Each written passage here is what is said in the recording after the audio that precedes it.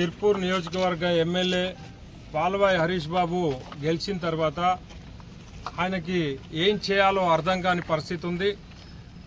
స్టార్టింగ్లో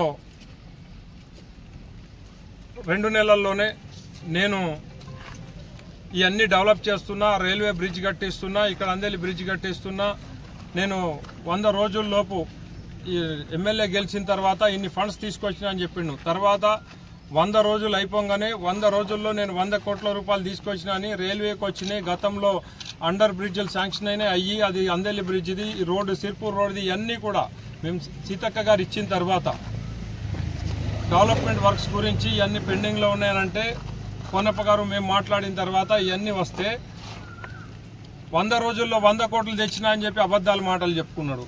మళ్ళీ నిన్న బ్రిడ్జ్ అందేలి బ్రిడ్జ్ అక్కడ కొట్టుకొని పోతే ఒక రోజు కూడా టైం ఇవ్వకుండా ఆ నెక్స్ట్ డేనే కలెక్టర్ గారు ఈ గారికి ఇన్స్ట్రక్షన్స్ ఇచ్చారు. అందేలి బ్రిడ్జ్ కొట్టుకుపోయిందట, అది ఇమీడియట్ అది వర్క్ కంప్లీట్ చేయించండి, ప్రజలకు ఇబ్బంది కాకుండా చూడండి అని కలెక్టర్ గారు చెప్పడం జరిగింది.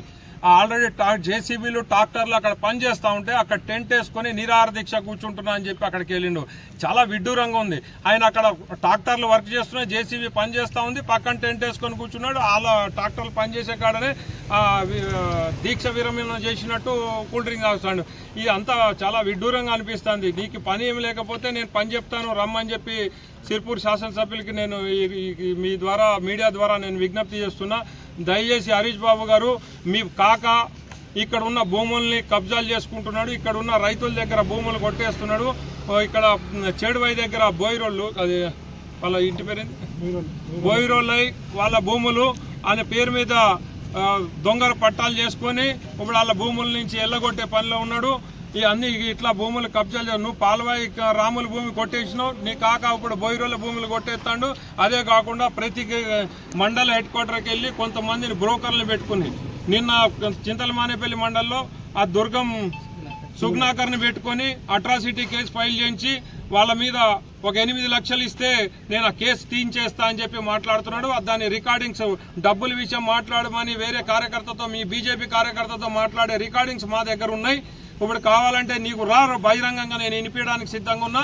నీ బాబాయ్ ఎక్కడెక్కడ వసూలు చేసుకుంటాడో ట్రాక్టర్లని, ఇత్తనాలని అందరినీ వేధించుకొని తింటా ఉన్నాడు. గతంలో నువ్వు కొనప్ప గారి గురించో లేకపోతే ఇంకొకరు మా గురించో లేదో వసూలు చేస్తున్నావు అన్నావు కదా, కొని నువ్వు నిరూపించు. మేము నిరూపించడానికి సిద్ధంగా ఉన్నాం.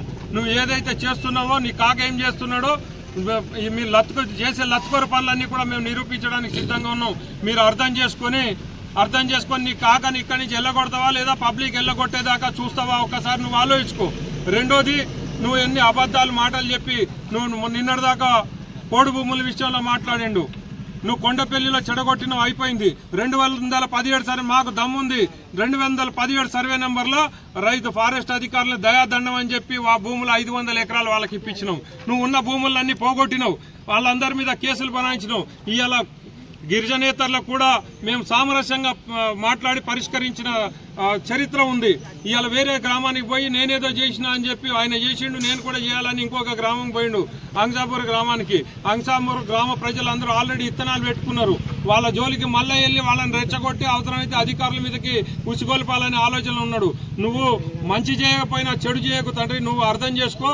నువ్వు ఎమ్మెల్యే అయినాక నువ్వేం చేయలేదని నిన్ను ఎవరు అనరు. 5 సంవత్సరాలు నువ్వేం పని చేయకున్నా కూడా నిన్ను ఎమ్మెల్యేగిరి పోదు.